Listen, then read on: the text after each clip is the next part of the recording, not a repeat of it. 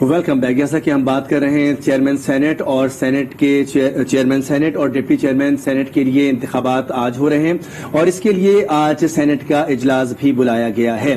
اس وقت ہم آپ کو بتائیں جو صورتحال ہے، کاغذات نامزدگی جمع کرا دیے گئے ہیں نمائندگان کی جانب سے. 12:30 بجے کا وقت دیا گیا ہے کہ کاغذات کی اسکروٹنی کی جائے گی اور جو نمائندے کاغذات جمع کرائیں گے ان کی موجودگی میں اگر اس پر کوئی اعتراضات ہوتے ہیں یا اس پر کوئی بات چیت ہوتی ہے تو اس کو وہیں پر موقع پر حل کیا جائے گا.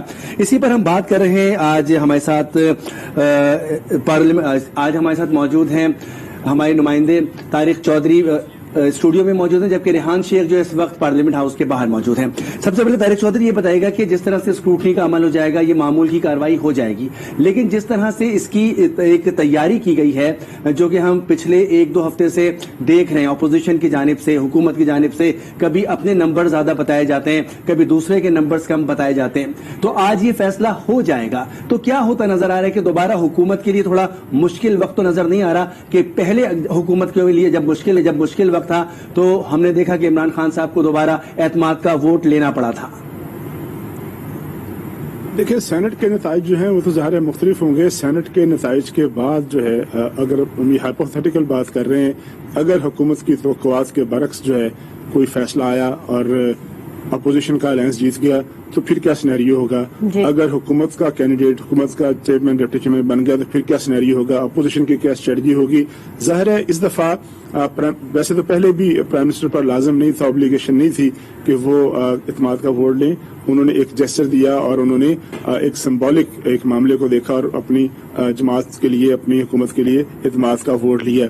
اب اگر حکومت کا کینڈیڈیٹ جو ہے چیئرمین اور ڈپٹی چیئرمین کا ہار گیا تو پھر ظاہر ہے حکومت کے لیے سیاسی طور پر اور مورلی بڑی مشکلات ہوں گی. یہ تو نہیں ہے کہ اس کی حکومت کو کوئی خطرہ ہوگا، لیکن ظاہر ہے جس طرح حکومت ایک عمارت کی طرح ہوتی ہے، اس میں سے ایک اینٹ نکل جائے یا 2 اینٹیں نکل جائیں تو اس کی نہ صرف یہ ہے کہ وہ کمزور ہو جاتی ہے بلکہ اس پر بڑے سائیکولوجیکل اور سیاسی اثرات بھی ہوتے ہیں. تو وہ تو ایک بڑا مشکل مرحلہ ہوگا حکومت کے لیے کہ وہ کیا کرے گی. ظاہر ہے اپوزیشن کو ایک بہت بڑا اعتماد حاصل ہو جائے گا اور ایوان بالا جہاں قانون سازی کا ایک مرحلہ طے ہوتا ہے، جو قومی اسمبلی سے بل پاس ہوتے ہیں وہ سینٹ سے آتے ہیں اور سینٹ میں آ کے اس کو ریجیکٹ کر دیا جاتا ہے، پھر وہ دوبارہ پھر قومی اسمبلی میں جاتے ہیں. اور آپ نے دیکھا ہوگا کہ بعض ضروری قوانین ایسے تھے جن کے لیے حکومت کو جوائنٹ سیشن بلانا پڑا. اب ظاہر جوائنٹ سیشن میں بھی نمبر پورے کرنا بڑا مشکل مرحلہ ہوتا ہے. ایک سینیٹر سے، ایک جماعت سے، ایک اتحادی سے بات کرنی پڑتی ہے. لیکن اگر ایسا ہوا تو جہاں تک سینٹ کا تعلق ہے تو یہ پاکستان کی تاریخ میں پہلی دفعہ نہیں ہوگا. ہماری تاریخ ہے گزشتہ 20-30 سال کی کہ جو بھی حکومت ہوتی ہے شاید ایک آدھ دفعہ کچھ بریف عرصے کے لیے ایسا موقع آیا تھا کہ قومی کے مرکز میں جس کی حکومت تھی، ایوان بالا میں ایوان زیری میں جس کو اکثریت تھی اس کی ایوان بالا میں بھی اکثریت تھی. لیکن یہ مسلسل ایسا ہو رہا ہے. پیپلز پارٹی نواز شریف صاحب کی حکومت تھی 2013 کے بعد تو اس وقت چیئرمین جو تھا وہ پیپلز پارٹی کا تھا اور ڈپٹی چیئرمین بھی پیپلز پارٹی کے اتحادی تھے. اس کے بعد جب 2018 کے الیکشن 12 مارچ کو آنے والے تھے تو اس وقت پہلی دفعہ یہ امکان پیدا ہوا تھا کہ مسلم لیگ نون کی جو کہ حکومت ہے تو اس کی اکثریت ہو جائے گی. لیکن وہ آپ کو پتا ہے کہ بلوچستان سے ایک ایپیسوڈ شروع ہوا اور الٹیمیٹلی صادق سنجرانی 12 مارچ 2018 کو چیئرمین بن گئے اور پیپلز پارٹی کا جو سلیم مانڈوی والا صاحب تھے وہ ڈپٹی چیئرمین بن گئے اور ایوان چلتا رہا.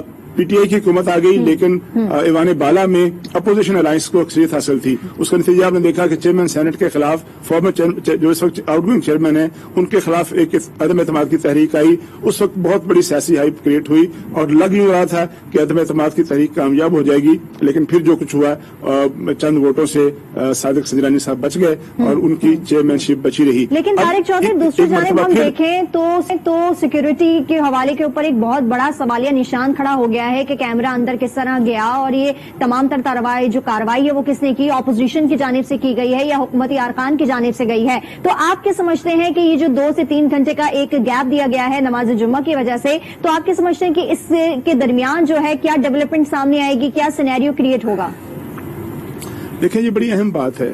قومی اسمبلی میں جب الیکشن ہوا سینٹ کے کینڈیڈیٹ کا اور اس میں یوسر گیلانی جیت گئے تو اس پہ الزام لگایا حکومت نے کہ کچھ لوگوں کو خریدا گیا ہے، کچھ لوگوں کو ون اوور کیا گیا ہے. میں ون اوور کا لفظ استعمال کروں گا، ظاہر بکنے کی بات تو ایک کوئی متاثرہ افریقی کر سکتا ہے. تو اس کے بعد ان الزامات کے بعد، ان خدشات کے بعد، ان وسوسوں کے بعد تو سینٹ کا جو حال ہے उसकी सिक्योरिटी को 100 नहीं 200% इंश्योर करना चाहिए था। अब ये मुमकिन नहीं है कि कोई आम शख्स, कोई गैर मुतल्लका शख्स वहां गया हो और उसने सारे सिक्योरिटी प्रोटोकॉल को, तमाम एंट्री के दरवाजे और मुतअद्दिद लॉबियां, और अल्टीमेटली वो हाल तक पहुंच गया हो और वहां जाके उसने एक बिल्कुल तारिक चौधरी साहब बिल्कुल ठीक कह रहे हैं कि इस बात की निशानदही बासानी की जा सकती है कि कौन ऐवान में कब दाखिल हुआ, क्योंकि सीसीटीवी कैमरास पूरे बिल्डिंग में मौजूद हैं, कॉरिडोर्स में मौजूद हैं। थोड़ी सी बात कर लेते हैं, रेहान शेख इस वक्त बाहर मौजूद हैं ऐवान के। रेहान शेख बताइएगा कि इस वक्त बाहर सूरत हाल क्या नजर आ रही है? ऑपोजिशन और हुकूमत के नुमाइंदगान एक दूसरे पर इल्जाम तराशी तो कर रहे हैं, ऐवान की बाहर सूरत हाल क्या नजर आ रही है? जी बिल्कुल, देखिए ऐवान के बाहर की अगर हम बात करें तो सबसे पहले तो मैं बताऊं कि चेयरमैन, डिप्टी चेयरमैन यानी हुकूमत की जानिब से, अपोजिशन की जानिब से जो एक उम्मीदवार थे उनके कागजात नामजदगी जमा हो गए हैं। कुछ देर में इनकी स्क्रूटनी भी क्लियर हो जाएगी और अब से जो 3 बजे के दरमियान का वक्त है, ये बहुत अहम वक्त इसलिए है, इसके अंदर अपोजिशन ने फैसला करना है कि उन्होंने इस कैमरा वाले स्कैंडल का करना क्या है। दूसरी जानिब मैं आपको बताऊं कि जब सेनेट या कौमी असम्बली के इलेक्शन होते हैं, इस तरह स्पीकर के, डिप्टी स्पीकर के, चेयरमैन या डिप्टी चेयरमैन के, इसके अंदर इलेक्शन कमीशन और पाकिस्तान का जो अमल दखल होता है वो सिर्फ इतना होता है कि वो अपने बैलेट बॉक्स जो है वो मुहैया करते हैं। उसके लिए प्रिजाइडिंग ऑफिसर इलेक्शन कमीशन का नहीं होता, बल्कि एक सेनेटर या एक MNA खुद होता है और तमाम तर इंतजामात उनके हाथ में होते हैं। बिल्कुल, तमाम तर इंतजामात जो है इलेक्शन कमीशन के पास होते हैं, खासतौर पर बैलेट बॉक्स और इलेक्शन करवाने का अमल इलेक्शन कमीशन के ज़ेरे इंतजाम ही होता है। बहुत शुक्रिया, आपसे मजीद भी बात करेंगे। तारिक चौधरी साहब स्टूडियो